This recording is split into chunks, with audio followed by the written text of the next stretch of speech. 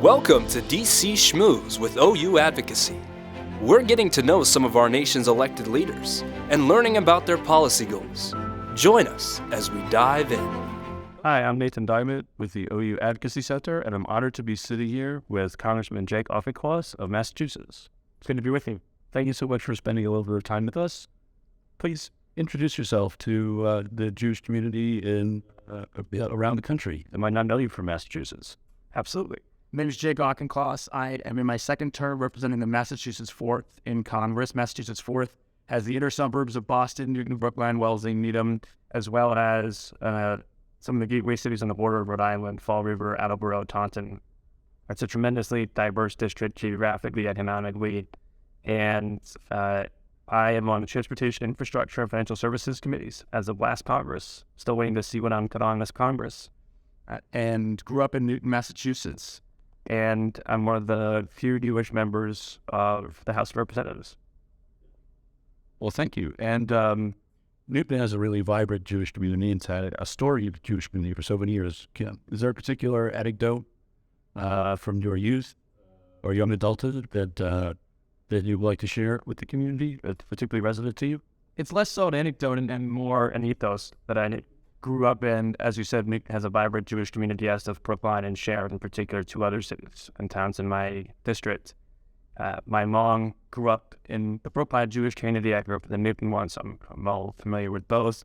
And it's a community that prizes education, that is dedicated to social justice. Before that became a term that was in political currency, but the Greater Boston Jewish community was dedicated to civil engagement and philanthropy that furthered not just Jewish communal life, but really a richer, more expansive set of opportunities for Americans generally. And it's a community that's always been deeply invested in the global as well as the local. A real premium put on engaging with the great issues of the day in a thoughtful way. And I've brought all of that with me here at Congress. As we all know, we're right now experiencing an unprecedented surge in anti-Semitism here in the United States. You've been supportive of many of the key programs like the Homeland Security Department's nonprofit security grants and others. As we're starting a new Congress, what do you see as some of the key things that the federal government, with you as one of its leaders, ought to be doing to combat anti-Semitism?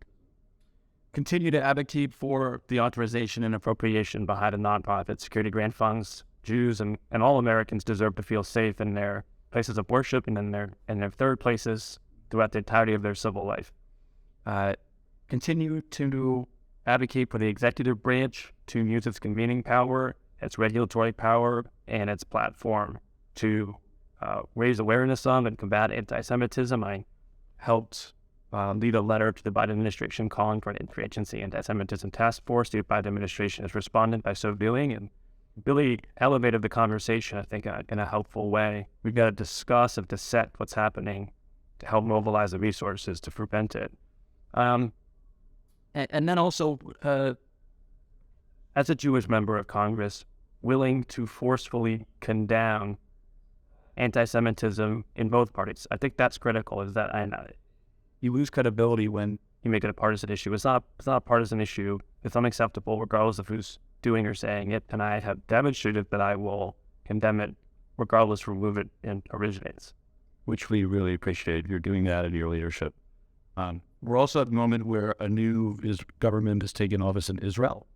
How do you see that playing out in the coming months between you and other pro-Israel leaders here in Congress and the new government in Israel led by Prime Minister Netanyahu?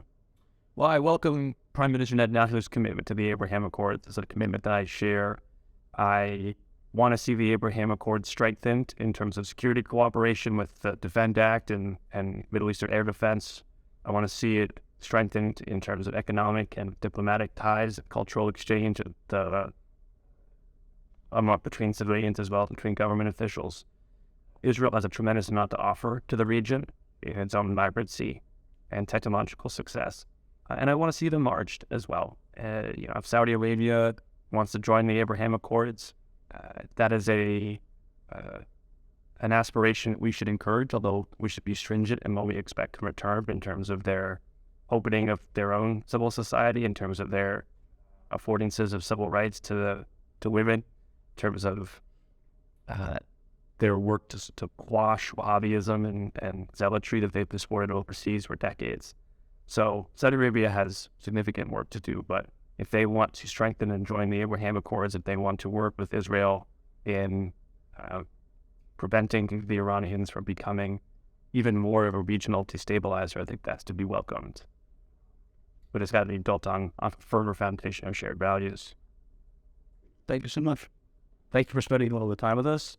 It was Congressman Jake Auchincloss, and I'm Nathan Diamond with Orthodox Student Advocacy Center.